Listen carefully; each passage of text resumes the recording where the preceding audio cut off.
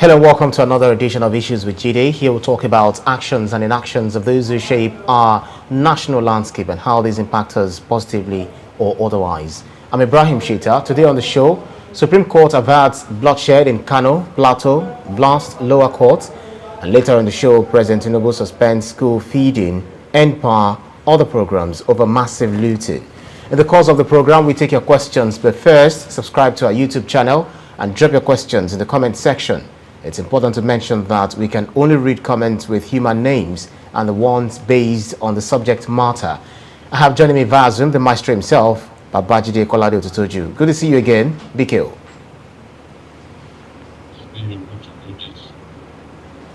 Good evening to our viewers.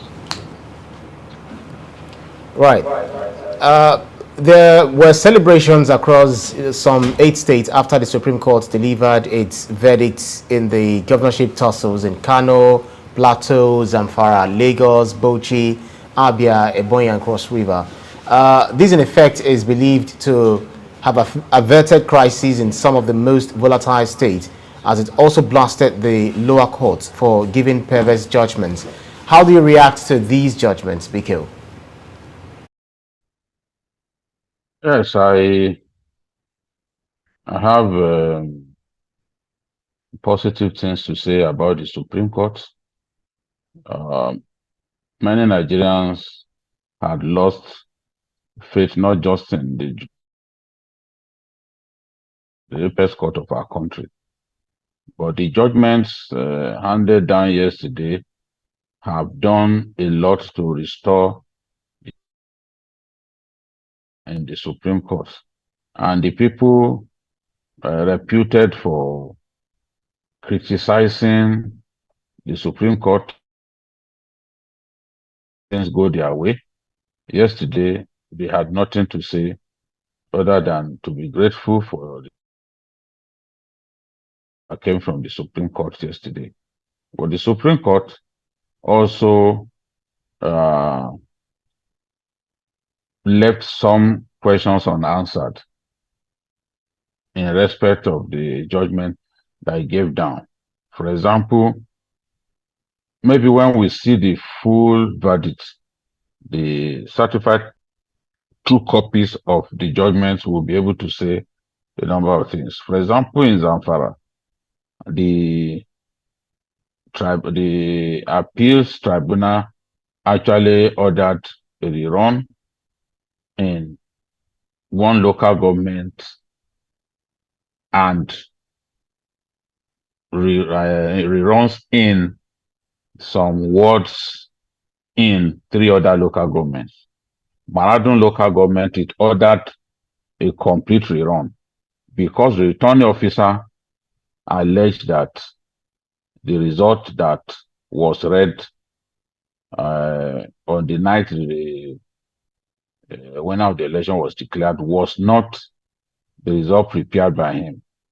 We alleged that he was hijacked, he was abducted by soldiers on the way to the state capital to present the results, and that the result was swapped. The Supreme Court would like to hear what the Supreme Court had to say on that, because I believe that it is wrong for anyone to relieve the returning officer in an election of the results that he duly prepared. So he rejected the result announced by INEC and said it did not emanate from him. We'd like to hear what the Supreme Court had to say about that. Also, talking about Plateau State, I think the best piece of news I had yesterday was about Plateau State. And what the Supreme Court affirmed was that the matter of nomination or sponsorship should have been decided as a pre-election matter, and that a political party has no business interfering in the matter of nomination of involving a rival party. But what did we see? The lower tribunal as well as the appeals tribunal in case of Plateau State sacked all the PDP winners, the winners of the House of Assembly elections and the National Assembly elections from the PDP, sacked them from top to bottom because of the claim that they did not obey the order of the court to go and conduct congresses. So they only conduct congresses in, I think, about 5 local governments. Now, it was the same condition, it was the same election, the same circumstances that characterized the election of the governor.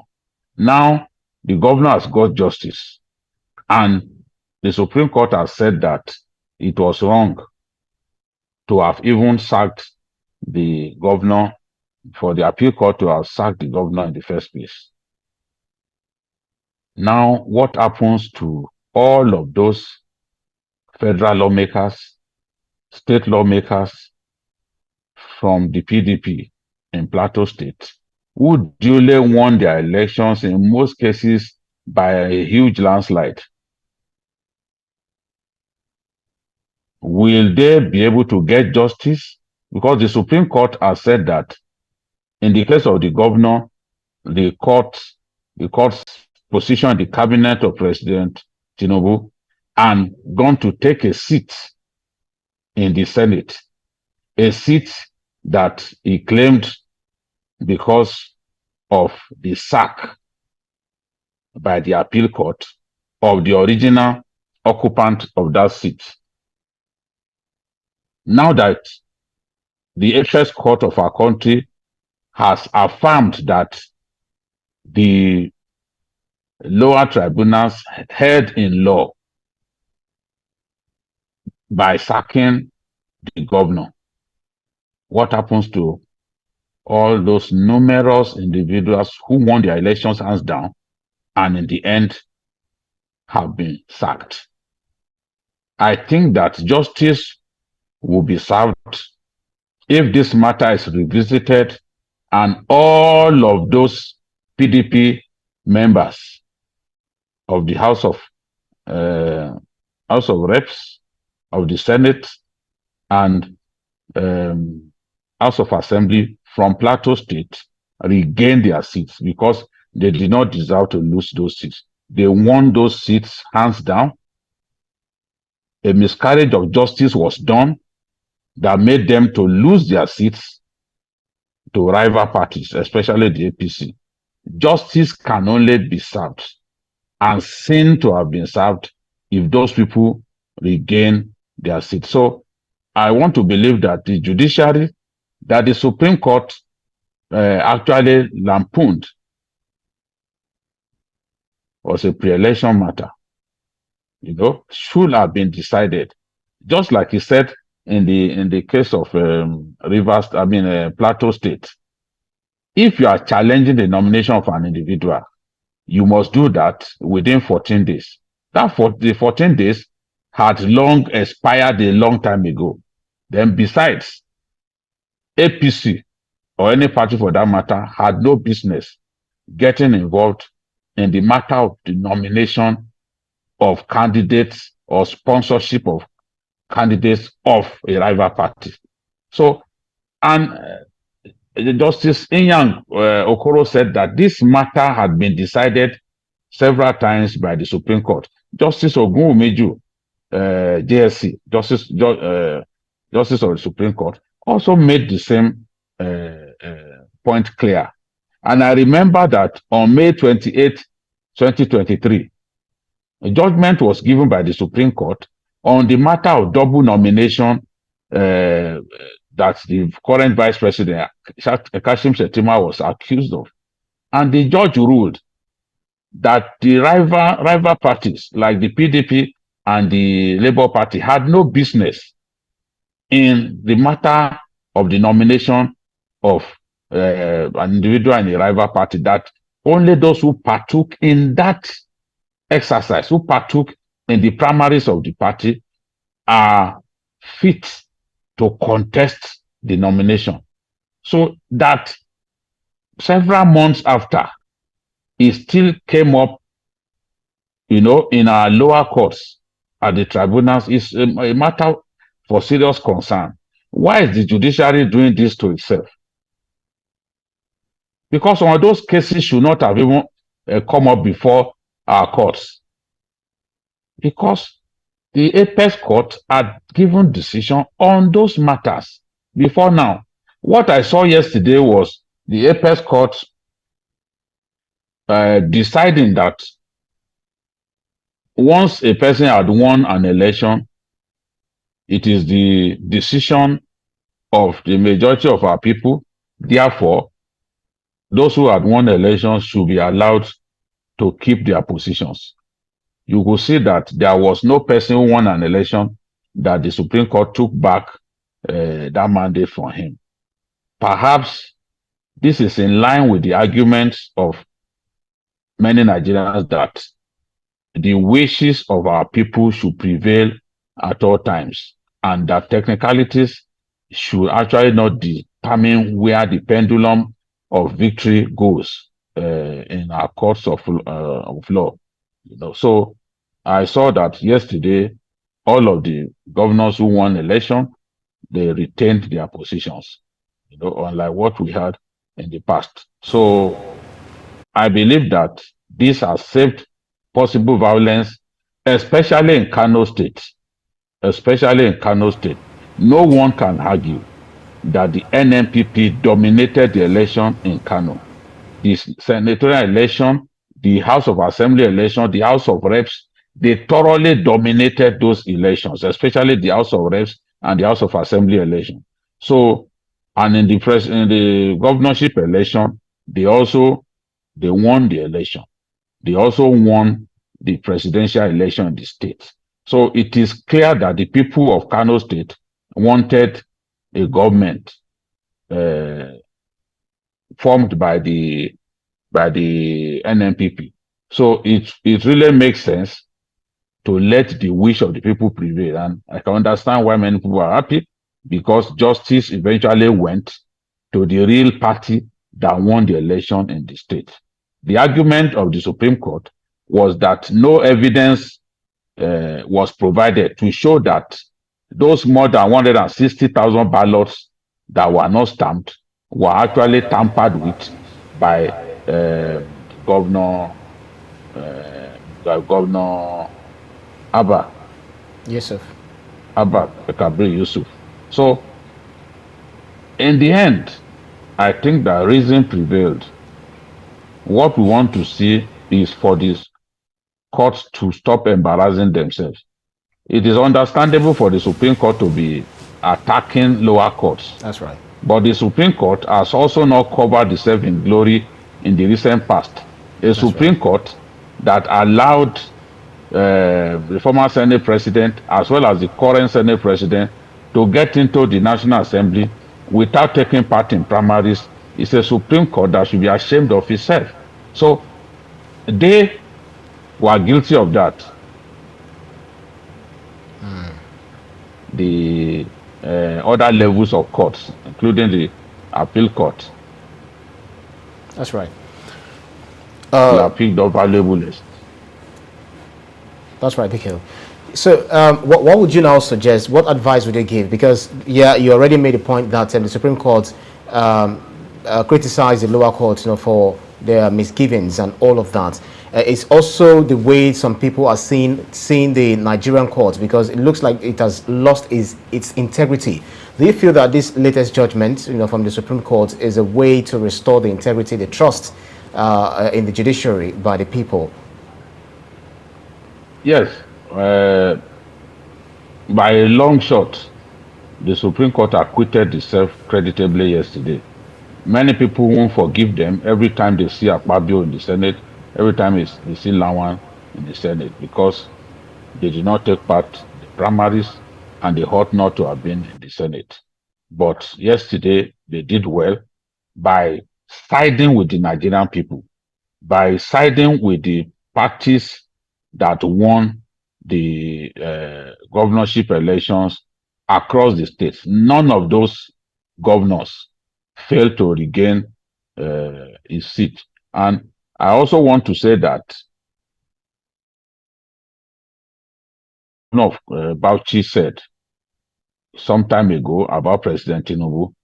He said the president made no effort to take back some states won by the PDP. He was full of praise for the president that all of the PDP governors did not lose their cases at the tribunals in the states. So perhaps this was what happened right up to the Supreme Court. You know, the president of Nigeria is powerful, but if a president decides to let the wise men in the too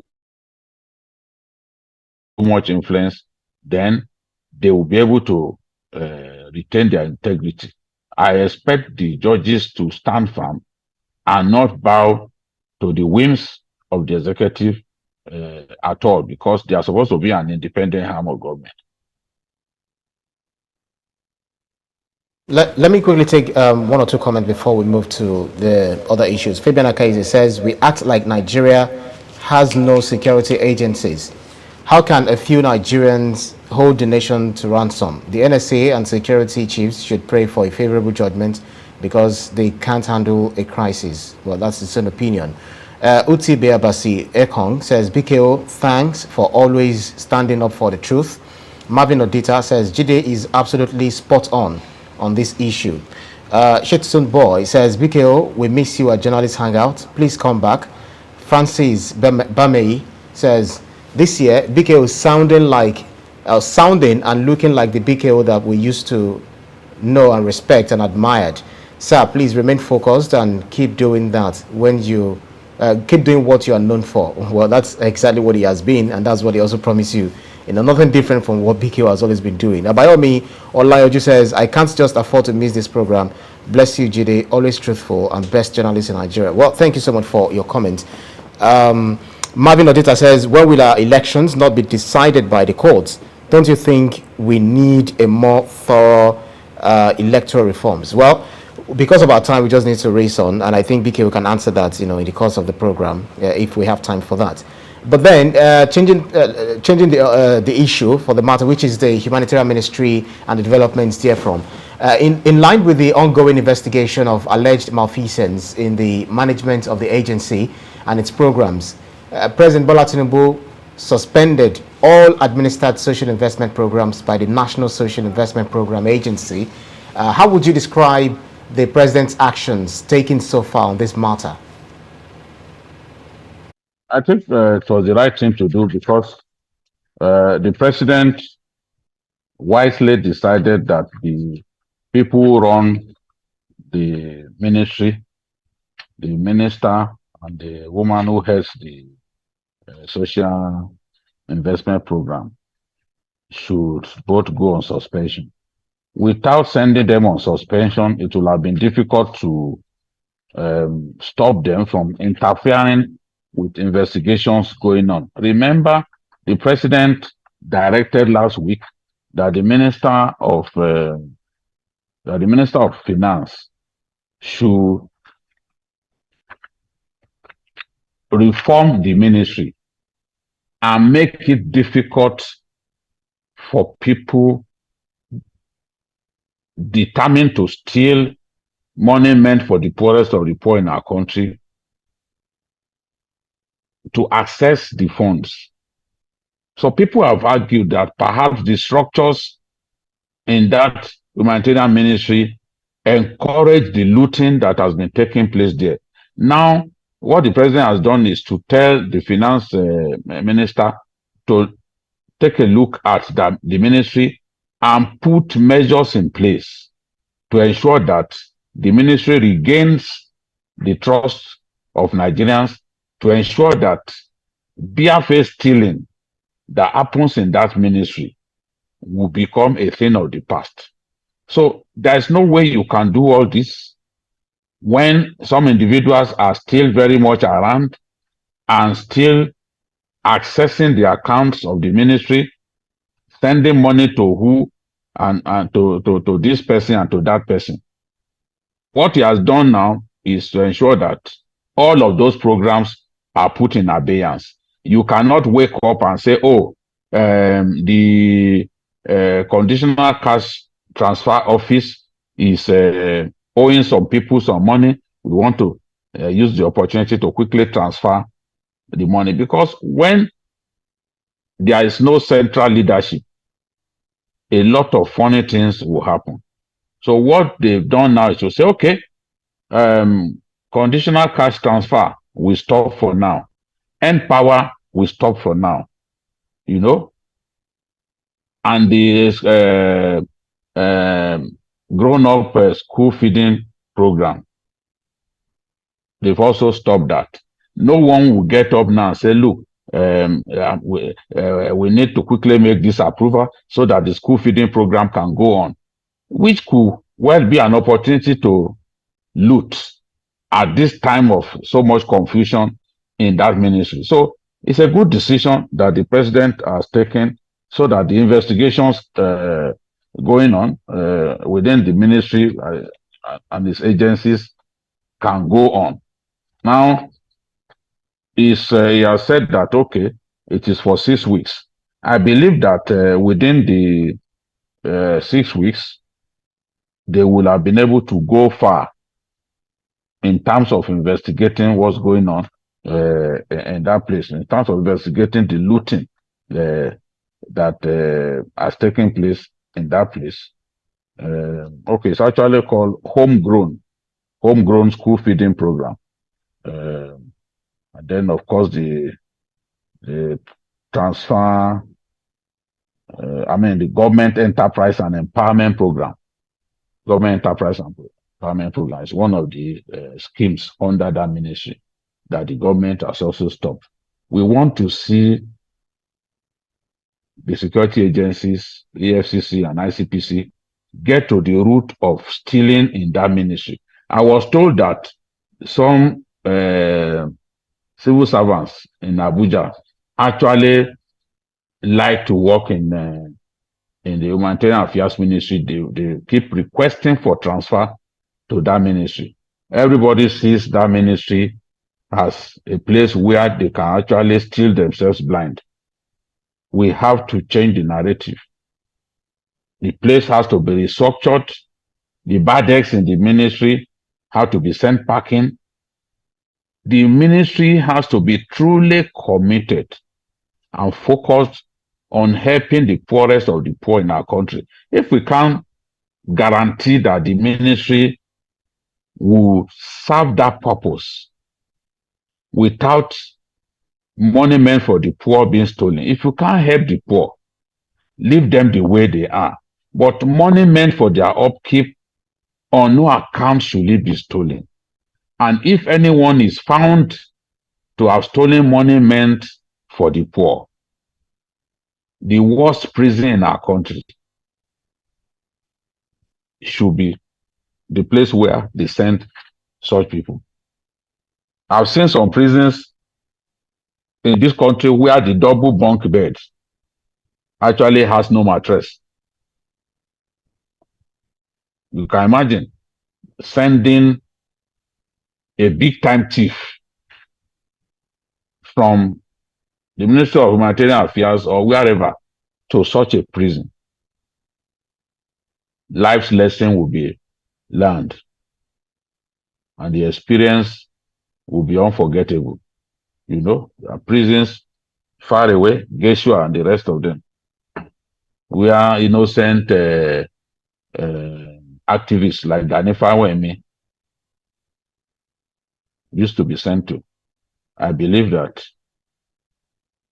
that is the place where we should send those who steal from the poor.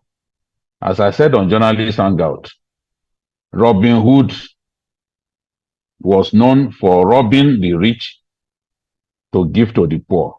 In our country, the rich rob the poor and give to fellow rich. It has to stop.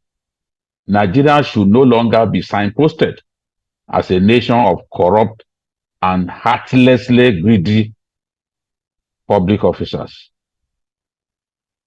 The government has to sit up and flush out the bad eggs within his ranks. Otherwise, it will have no credibility. I'm sure that President Tinubu knows this very well. And like I said last week, he has no choice. He has to go after thieves, including thieves who were in the previous administration. He has no choice. He has to go after them. We are looking for money. But I know that a good number of these people have stolen our money and converted to dollars. Why won't we have scarcity? Where people have stolen, the system encourages people to steal like there's no tomorrow. The system encourages people, permits people to steal like they have 2 lifetimes to spend what they have stolen. And when they steal so much money, they go straight to Aboki to go and convert what they have stolen to dollars. The hunger for the dollar in Nigeria is an unusual one. It's an artificial one. It's a hunger that you cannot explain. The people really need the money to bring in raw materials, to bring in imports. They struggle, they can't have access to it. But some people who are stolen so much money from government because the system permits them to be able to steal without trace. Such people will now convert what they have stolen. If they've stolen 5 billion, they are looking for road exchange operator to help them convert to dollar. So as you are pumping dollars into the system, thieves are mopping it up and keeping in their homes. If they can break into homes in Asokoro and other places in Abuja and even Lagos, tons of dollars that they are going to recover from people's houses, it will solve most of the problems facing us as a nation. Right. This is the truth. I know it to be the truth. Right, DK. Let me quickly take 1 or 2 more questions. I mean, topics. What am I saying? Comments, rather. Fabian Akeze says, the decision of Bola Tinubu to appoint is proof that he has no strategy to transform Nigeria. Suspending social programs will not end corruption. What background search did the DSS conduct, for God's sake? And Folashade Olanre responds to him by saying, Fabian, are you saying if you are given the position, you won't steal? Wait until then, because it's easy for you to criticize. Is it written on the face that someone is a thief? Banji Okesoto says, Tinubu has more down enough capacity and strategies to transform Nigeria. His appointment of Beta Edu has nothing to do with him, do with his capacity and strategy. Let's put the blame where it belongs. Nelson Adefe says, the president has done the right thing. Some programs should stop in perpetuity. That it can be difficult for anyone to interfere with any of the investigation. Yes, okay, I can hear you now. Yeah, great. Yeah, so I was going to ask the question that the Tinubu administration promised to alleviate the suffering of the people as well as fight corruption. With the attendant impact of the removal of fuel subsidy and the rising cost of commodities, what kind of intervention can then be initiated in order to alleviate the suffering of the masses? BKO, very quickly. I think that first and foremost, all those charges within our country that are denominated in foreign exchange must stop. NPA will ask, will make some charges in foreign exchange, NNPC, some charges in foreign exchange. All of these are driving up the price of petrol and other commodities. Those things have to stop. Yeah. We are not America, for God's sake. Everything has to be denominated in foreign currency. We are a sovereign nation. If they will look at that, it will reduce the cost of petrol. It will reduce the some other cost as well. Why should NPA be charging in dollars? Are we not in Nigeria? So let them even start from that. And then, of course, those who have been given the mandate to ease the pain of our people by releasing grains to them, they should release those grains. If the National Assembly members who received money from President Tinubu, a good number of them refused to distribute those grains, they just pocketed the money. Only some of their colleagues actually distributed grains. Is not showing empathy. And then the president brings out money and says, okay, buy grains for your people. It is Christmas time. Try to reduce the pains that they are going through. And you go to spend the money. Only some of them came out to say, no, we actually got, these are my own trailers loaded with rice. Others simply pocketed it. How can people be this wicked? And a lot of the governors too, they got 2 billion each for palliatives, but we are not seeing anything. Only few governors are known to have actually distributed palliatives to their people. How can a country be like this?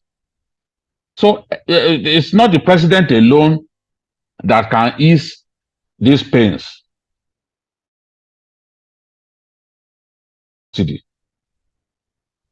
Now, we have to do our best, banish corruption. If we don't defeat corruption, foreign direct investment will continue to go down in our country. Nobody wants to come to a country where there is so much corruption. That is a fact.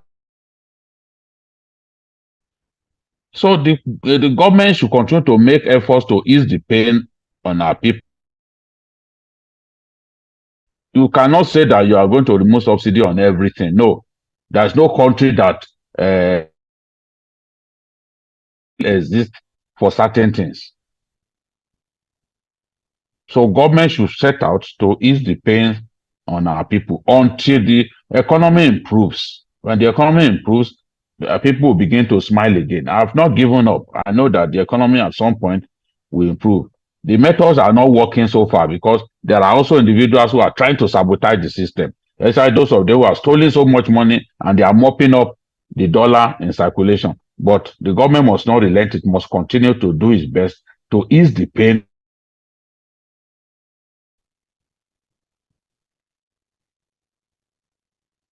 Yeah, BKO. Let me take this very last comment. Who Mucky Great is saying that BKO, we have a gift for you from the United States. Please, how can we get it across to you, sir? Very quickly, no time.